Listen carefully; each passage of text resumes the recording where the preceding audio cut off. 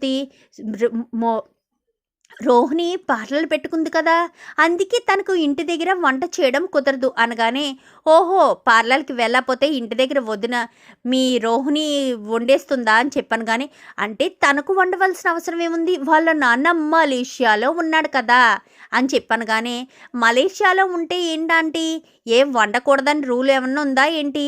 నేను అప్పుడప్పుడు చిన్న చిన్న పనులు చేసుకుంటాను, రవిని అడుగుతూ ఉంటాను, ఏవైనా చిన్న చిన్న పనులుంటే చెప్పు నేను చేస్తాను అని. మీనా నాకు ఖాళీ అయినప్పుడు చెప్పు, నేను వస్తాను, అక్కడికి వచ్చి నీకు ఏదైనా హెల్ప్ చేసి నేను నేర్చుకుంటాను. అన్ని పనులు నేర్చుకోవాలి కదా, ఎలాగా ఒకళ్ళు పెట్టింది తింటూ ఎలా ఉంటాం చెప్పు, మనము రెడీ అవ్వాలి, నేర్చుకోవాలి, అన్నిటిలో చురుకుగా ఉండాలి. నేనైతే అలాగే ఉంటాను, ఆ పని చేయను ఈ పని చేయను అని తప్పించుకోవడం నాకు చేత కాదు అంటూ మాట్లాడేసరికి ఇదేంటిది అనుకుంటూ ఉంటుంది ప్రభావతి. ఇంకా వచ్చినప్పటి నుంచి శృతినే ఎక్కువ పట్టించుకోవడం ఇదంతా చూసిన మనోజు తట్టుకోలేకపోతూ ఉంటాడు. ఇదేంటిది ఎలా జరుగుతుంది, నేను ముందు నుంచి అనుకుంటూనే ఉన్నాను, ఆ సురేంద్ర కూతురు వస్తే రోహిణిని మా అమ్మ పట్టించుకోదని అనుకుంటూనే ఉన్నాను, అలాగే జరుగుతుంది అనుకుంటూ మనోజ్ కాస్త గదిలో ఉంటాడు. గదిలో ఉండేసరికి ఏంటి మనోజ్ ఏం జరిగింది అలా డల్గా ఉన్నావేంటి అనగానే, అది కాదు రోహిణి, ఆ శృతి వచ్చినప్పటి నుంచి చూడు మా అమ్మ నిన్ను అసలైనా పట్టించుకుంటుందా, నీతో ప్రేమగా మాట్లాడుతుందా, నిన్ను దగ్గరకు తీసుకుంటుందా, అసలు ఏం చెయ్యట్లేదు కదా. అయినా అదేవత్తి లేచిపోయి వెళ్ళి పెళ్లి చేసుకున్నది అది గొప్ప, పెద్దల్ని ఒప్పించి పెళ్లి చేసుకున్నది మనం గొప్ప. మనమే కదా, మా అమ్మ ఇష్టపూర్వకంగా మన ఇద్దరికి పెళ్లి చేసింది కాబట్టే కదా మన ఇద్దరం ఇంట్లో సంతోషంగా ఉన్నాము. వాళ్ళిద్దరూ ఈ ఇంట్లోంచి రవిగాడు, ఆ ఇంట్లోంచి ఆ శృతి ఇద్దరూ లేచిపోయి వెళ్ళి పెళ్లి చేసుకున్నారు. వాళ్ళేంటి గొప్ప, వెళ్ళు నువ్వు వెళ్ళి అడుగు అంటూ ఇంకా బాగా రోహిణిని రెచ్చగొట్టేసరికి రోహిణి కాస్త శృతి దగ్గరికి వెళ్తుంది. ఏంటి శృతి, ఏంటి నువ్వు ఏదో గొప్పదానివని అనుకుంటున్నావా ఏంటి, అత్తయ్య నిన్నింట్లో తీసుకొచ్చినంత మాత్రాన నువ్వు గొప్పదాని అయిపోతావా, నేను ఇంట్లో అడుగు పెట్టాను, నేనే గొప్పదాన్ని నువ్వు కాదు అని చెప్పాను. కానీ ఓహో అంటే నువ్వే గొప్పదానివా, అంతేలే, మీ నాన్న మలేషియాలో ఉన్నాడని చెప్పడమే కానీ ఇప్పుడుకొచ్చి మీ నాన్న వచ్చింది లేదు చేసింది లేదు. నన్నైతే మా అమ్మ మా డాడీ ఇద్దరు కూడా వచ్చి కాపురానికి దిగపెట్టి వెళ్ళారు. మీనాకైతే వాళ్ళ నాన్నగారు లేరు కాబట్టి వాళ్ళ అమ్మ మాత్రమే వచ్చి దిగబట్టి వెళ్ళింది. మీ పెళ్ళికి మీ నాన్న కూడా రాలేదంట కదా, ఎక్కడో మలేషియాలో ఉన్నాడు అని మాత్రమే చెప్పేదానివంట కదా.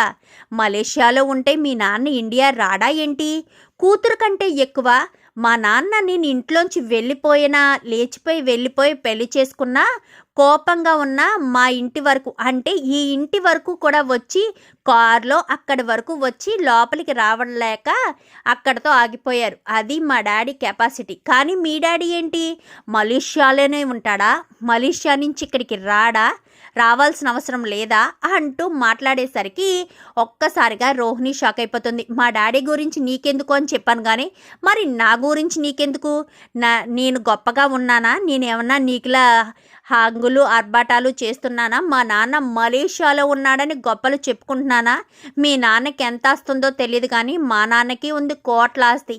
కానీ నేను ఏ రోజు డబ్బు కోసం ఆశపడలేదు, నేను ఇప్పటికీ కూడా ఖర్చు పెట్టుకునేది నేను సంపాదించుకున్న డబ్బులే తప్ప మా డాడీని ఒకప్పుడు అడిగేదాన్ని నేను జాబ్ చేయనంత వరకు, నేను జాబ్ చేశాక మా డాడీని ఒక్క రూపాయి కూడా అడగలేదు అని చెప్పాను. కానీ అంతేలే ఎందుకు అడుగుతావు, లేచిపోయి వెళ్ళి పెళ్లి చేసుకున్నావు కదా, లేచిపోయిన దానికి విలువే ఉంటుంది.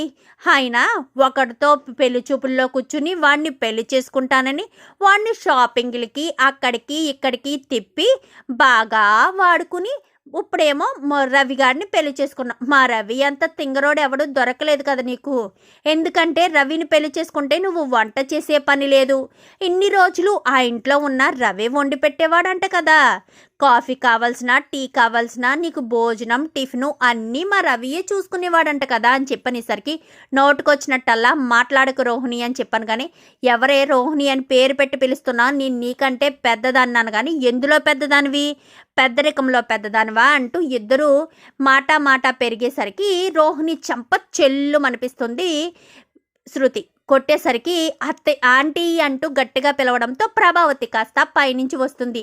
ఏం జరిగిందమ్మా అని చెప్పాను కానీ ఏం జరిగిందో నన్ను అడగండి, నేను చెప్తాను అంటూ మొత్తం అంతా కూడా చెప్పుకొచ్చేసరికి అదేంటమ్మా రోహిణి అంత కోపము అని చెప్పాను కానీ అదేంటి ఆంటీ నన్ను అంటున్నారని కానీ ఆహా నిన్ను కదమ్మా శృతి, అంత కోపం పనిచేయదమ్మా, నువ్వు అత్తవారింట్లో ఉన్నావు, నీకన్నా పెద్దది కదా పెద్ద కొడలు, నువ్వు తొందరపడి చేసుకోకూడదు అనగానే చాలా బాగుందాంటీ, అన్నీ నన్నే అంటున్నారు, ఎవరిని ఏమీ మాట్లాడకుండా నేనే తప్పు చేశానని నన్నే అంటున్నారు. అది కాదమ్మా నిన్నండం ఏంటి అనగానే చాలే ఆంటీ, కావాలని నన్ను ఇంటికి తీసుకొచ్చి ఇంతలా అవమానపరుస్తారని అస్సలు అనుకోలేదు, నేను ఒక్క క్షణం కూడా ఇంట్లో ఉండదలుచుకోలేదు అనగానే అదేంటమ్మా అలా అంటావు, సరే రోహిణి తరపున నేను క్షమాపణ చెప్తున్నాను అని చెప్పాను కానీ ఏం అవసరం లేదు మీనా అని చెప్పాను కానీ ఏంటి శృతి అని చెప్పనేసరికి నాకు కొంచెం స్ట్రాంగ్గా కాఫీ ఇస్తావా అనగానే ప్లీజ్ అనేసరికి ప్లీజ్ ఏంటి ప్లీజు, తను ఇవ్వాలి, ఇచ్చి తీరాలి, అందరికీ ఏం కావాలో చూసుకోవాల్సిన అవసరం లేదా అంటూ ఇంకా మీనా మీద కేకలు వేసేసరికి ఎందుకు మీనా గారిని అంటారు, ఆయన ఆవిడ ఎవరికి ఏం చేయాలో బాగా తెలుసు, ఎవరికి ఇచ్చే విలువ వాళ్ళకి ఇస్తాను నేను, ఎవరు నా పట్ల ఎంత మర్యాదగా ఉంటారో వాళ్ళకి నేను అంత మర్యాద ఇస్తాను, అంతే తప్ప నోటుకొచ్చినట్టల్లా మాట్లాడే వాళ్ళకి నేను మర్యాద ఇవ్వవలసిన అవసరం లేదు. మీనా గారు మీరు కాఫీ కలిపేటప్పుడు నాకు చెప్పండి, నేను రవిని ఎన్నిసార్లు కాఫీ అడిగినా కలిపేటప్పుడు చెప్పు అన్నా రవి చెప్పడు, నేను నేర్చుకుంటాను, ఎందుకంటే నేను అందరిలాగా వంట చెయ్యాలి కదా, ఒకరిలా ఖాళీగా కాలక్షేపం చేస్తూ మా నాన్న అక్కడున్నాడు ఇక్కడున్నాడు అంటూ చెప్పను కదా, ఏదైనా డైరెక్ట్గా తేల్చుకుంటాను, ఉన్నది ఉన్నట్టు చెప్తాను, అంతేగాని మా నాన్న మలేషియాలో ఉన్నాడు అంటూ గొప్పలు పోవాల్సిన అవసరం లేదు. దమ్ము ధైర్యం ఉంటే మలేషియా నుంచి వాళ్ళ నాన్నని పిలిపించి అందరి ముందు కూర్చోబెడితేనే కదా తనంటూ ఏంటో అందరికీ తెలిసొస్తుంది అంటూ ఇంకా శృతి అనేసరికి ఇంకా రోహిణి వంక చూస్తుంది ప్రభావతి. నేను వస్తున్నాను మీనా గారు అనుకుంటూ శృతి కాస్త వంటగదిలోకి వెళ్ళిపోతుంది. చూడమ్మా రోహిణి, శృతి అన్నదని కాదు, అందరికీ అదే అనుమానం వస్తుంది, మీ పెళ్ళయ్యి సుమారు 4 నెలలు కావస్తుంది, 4-5 నెలలు అయ్యింది, ఇప్పటికొచ్చి మీ నాన్నగారు రాలేదు, ఎవరూ లేకుండానే మీ పెళ్ళి జరిగింది, పోనీ నీకు మాట్లాడటానికి ఇబ్బంది అంటే నేను మాట్లాడతాను అని ఎంతలా చెప్తున్నా నీకు అర్థం కావట్లేదు, అసలు మీ నాన్నగారు మలేషియాలో ఎక్కడుంటారో చెప్పమ్మా, ఫోన్ చేసి మాట్లాడతాను, నువ్వు మాట్లాడడం ఇబ్బంది అయితే నేను మాట్లాడతాను అన్నయ్య గారితో, ఫోన్ చెయ్యి, ఆయన ఇంట్లో వాళ్ళు కూడా అంటున్నారు కదా, మనోజ్ కూడా వాళ్ళ మామయ్య గారిని చూడాలి అని అనుకుంటాడు కదా, వాళ్ళు వీళ్ళతో మాట్లాడవలసిన అవసరం ఏంటమ్మా, ఫోన్ చేసి అర్జెంటుగా మీ నాన్నని ఇండియా రమ్మని చెప్పు, ఎన్ని పనులున్నా ఏమున్నా కానీ అన్నీ ఆపుకుని మీ నాన్నని ఇండియా రమ్మని చెప్పు అంటూ ఇంకా ప్రభావతి వెళ్ళిపోతుంది. రోహిణి కాస్త షాక్ అయిపోతుంది, ఇప్పుడు నాన్నని ఎక్కడి నుంచి తీసుకురావాలి, ఏదో నాన్న అని పేరు పెట్టి విద్య ఫోన్ నెంబర్కి ఏదో మేనేజ్ చేస్తున్నాను, ఇప్పుడు నాన్నని తీసుకురావాలంటే ఎక్కడి నుంచి తీసుకురావాలి అనుకుంటూ ఉంటుంది రోహిణి. అదేంటి శృతి అలా కొట్టేసావనగానే లేదంటే నన్నే అవమానిస్తుందా, వాళ్ళకి వీళ్ళకి గొప్పలు చెప్పుకోవడం కాదు మీనా, గొప్పగా బ్రతకడం కూడా నేర్చుకోవాలి, ఎప్పుడు మలేషియా అంటూ ఓదర కొడుతుంటే చూస్తూ ఊరుకుంటానా, పిలిపిస్తుంది కదా వాళ్ళ నాన్నని, అప్పుడు చెప్తాను ఉన్నాడో లేడో అనుకుంటూ ఉంటుంది ఈ శృతి.